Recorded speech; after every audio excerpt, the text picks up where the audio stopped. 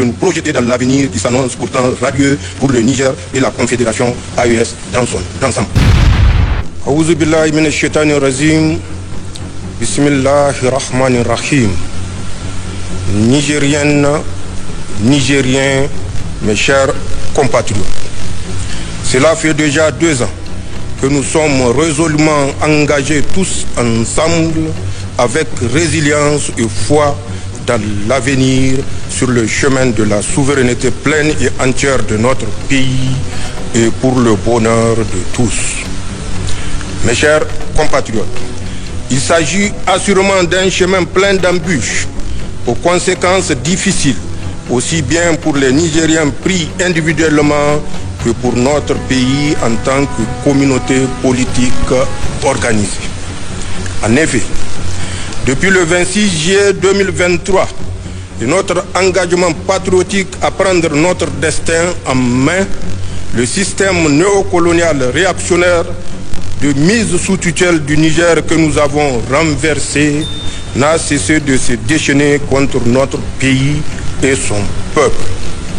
C'est ainsi qu'après avoir échoué à organiser le blocus total de notre pays, puis nous porter frontalement la guerre par l'intermédiaire de la CEDEAO, les forces coalisées opposées à notre émancipation politique et économique ont décidé, tirant les leçons de leur échec, de se réorganiser pour atteindre autrement leurs objectifs, en combinant de façon sournoise opérations terroristes d'éclat, actions économiques subversives, manipulation politique interne, ainsi que guerre informationnelle et jeu de discrédit sur nos institutions et autorités politiques.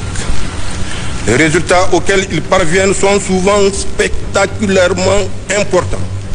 Non pas parce qu'ils donnent un avantage stratégique aux forces opposées à notre pays ou qu'ils soient constitutifs d'un véritable projet politique alternatif au nôtre, mais simplement parce que de par l'immédiateté de leurs effets et leur violence, ils impactent négativement notre quotidien de façon individuelle et collective. Ils bénéficient d'une importante couverture médiatique et diplomatique à l'échelle internationale. Ils sèment le doute, c'est certains d'entre nous, et nous divisent.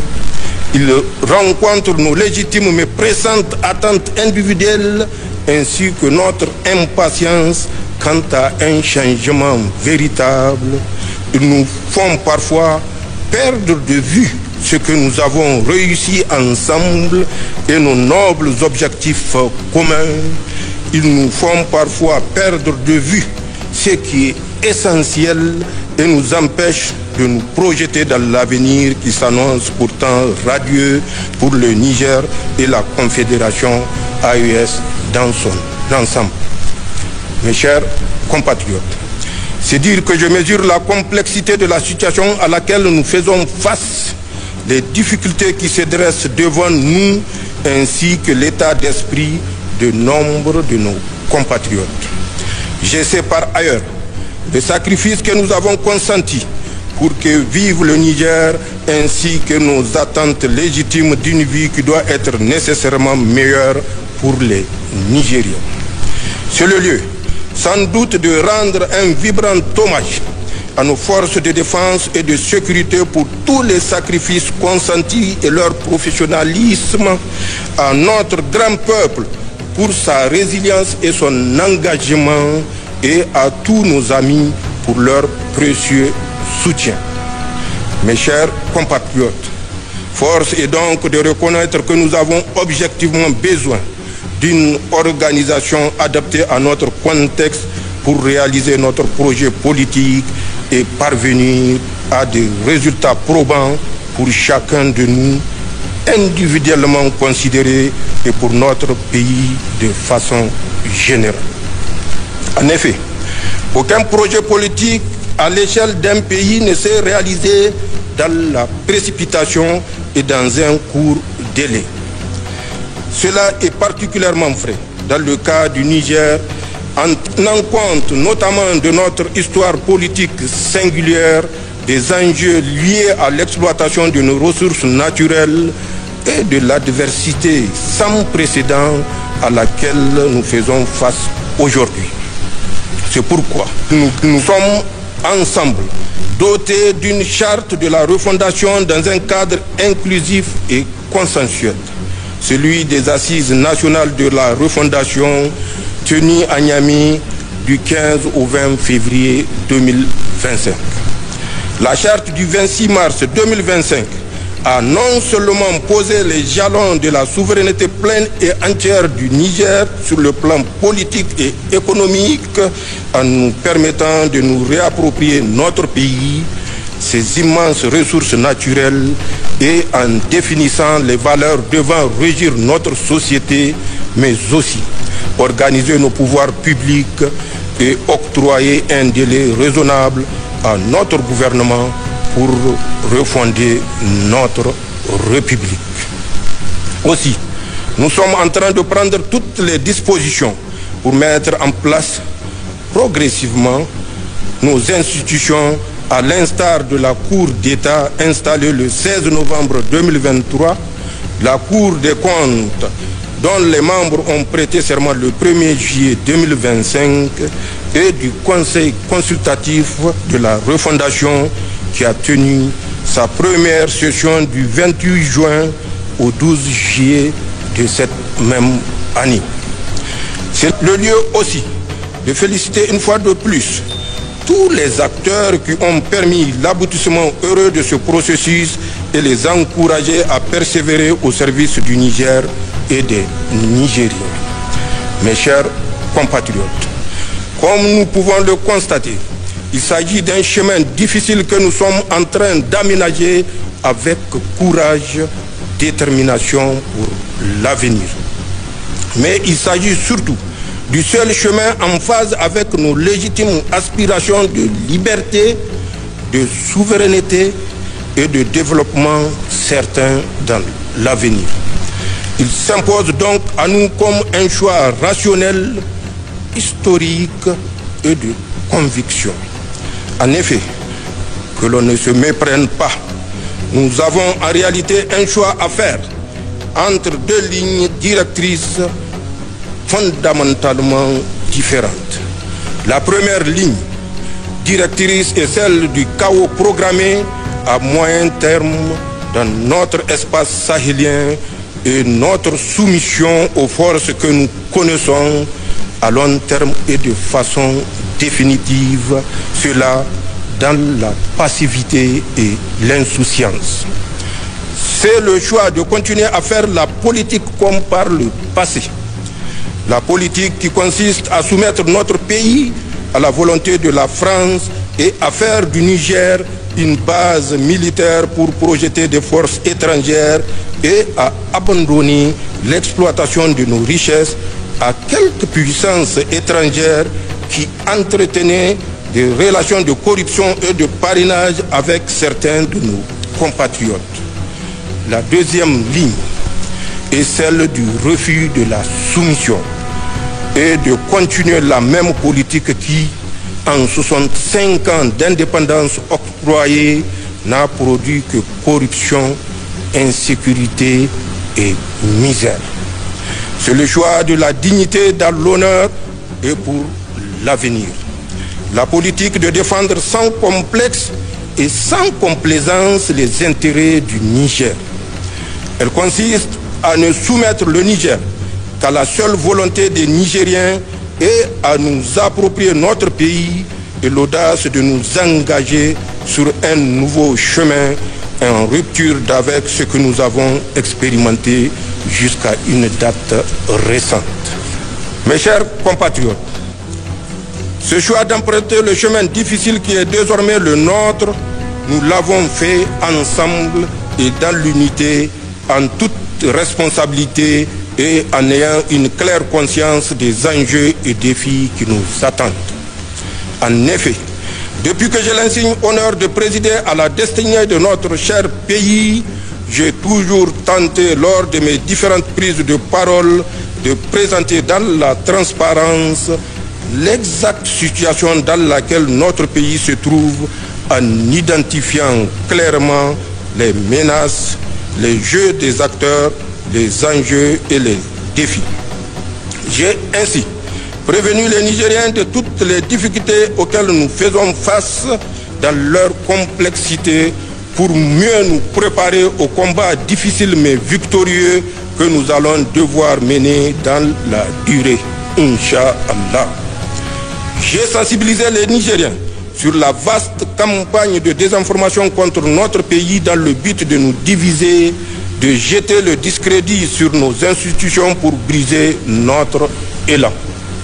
C'est dans ce cadre que s'inscrit en effet toutes les pressions médiatiques qui consistent à exagérément amplifier tout ce qui est perçu comme un problème de gouvernance et à discréditer toute initiative de mon gouvernement.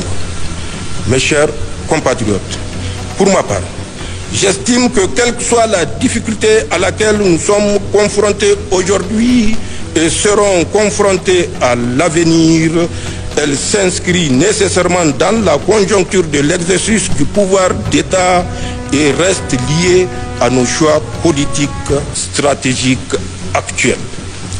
Elle ne saurait par conséquent nous dévier de notre serment devant Allah et notre engagement devant le peuple nigérien de n'agir que de bonne foi pour et dans l'intérêt du Niger. Elle ne saurait annihiler le mérite des Nigériens qui ont décidé souverainement et définitivement de rompre avec toute domination et de s'engager véritablement dans la voie du développement endogène de leur pays. Labousaninu, Zantiang Assani, Halele du non. Du reste, fort de notre histoire plusieurs fois millénaire, de notre résilience à toute épreuve, notre solidarité agissante, de notre force de travail, de nos ressources naturelles réappropriées, de notre union sacrée et de nos aspirations communes, je reste convaincu que nous avons en nous et chez nous la détermination et le génie pour y faire face victorieusement. Mes chers compatriotes, parlant du travail, c'est le lieu d'encourager tous les Nigériens, quel que soit leur secteur d'activité, à se remettre véritablement au travail, car c'est le seul moyen de sortir de la pauvreté et développer notre pays. Aussi, à ce stade de mon allocution, j'aimerais rendre un hommage mérité à tous les acteurs, paysans, entrepreneurs et administrations qui portent avec courage et des résultats tangibles le programme de la grande irrigation. En effet, grâce à leurs efforts conjugués à ceux du monde rural en général, pour la première fois au Niger, nous n'avons pas connu de situation dite période de soudure. Des informations qui ont été remontées par les canaux fiables du secteur, les produits alimentaires sont en effet largement disponibles sur l'ensemble du territoire national et à des prix abordables. C'est bien la preuve que le travail bien fait porte toujours de bons fruits et que nous sommes capables de réussir dans un délai raisonnable notre souveraineté alimentaire. J'aimerais également rendre un hommage à tous ceux qui se sont mobilisés pour le fonds de solidarité pour la sauvegarde de la patrie. Ce fonds a permis à notre pays de faire des réalisations importantes. Il s'agit là également d'une preuve supplémentaire que nous sommes capables, ensemble et dans la solidarité, de réaliser des belles choses. Aussi, j'encourage tous les Nigériens à persévérer dans ce sens pour le bien de notre pays.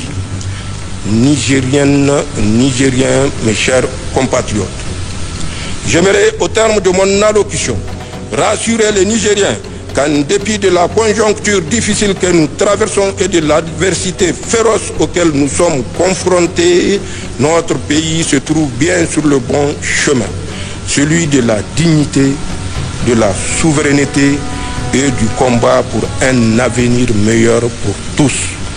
aucune difficulté, aucune épreuve, aucun obstacle actuel ou à venir ne doit entamer notre engagement pour le Niger et entraver la réalisation de notre grand projet commun. C'est de la survie et de l'avenir de notre pays dont il s'agit. Je vous invite par conséquent à plus d'engagement et de travail pour réussir ensemble dans l'union et la solidarité. C'est cela notre part de responsabilité historique. Pour le reste, j'invite tous les Nigériens à intensifier les prières et doigts pour qu'Allah continue de préserver notre pays, qu'il nous gratifie d'une bonne saison de pluie et nous accorde la réussite dans tous nos projets pour le Niger et notre confédération AES.